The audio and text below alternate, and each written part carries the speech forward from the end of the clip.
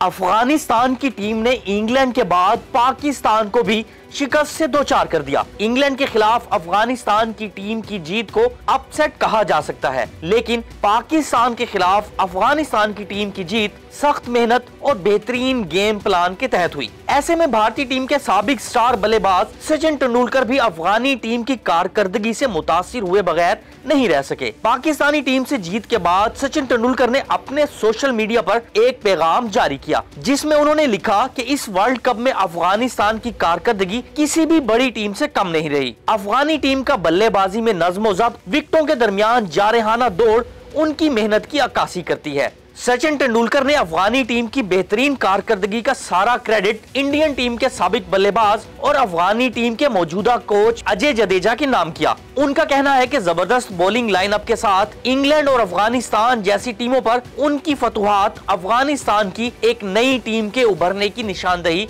करती है।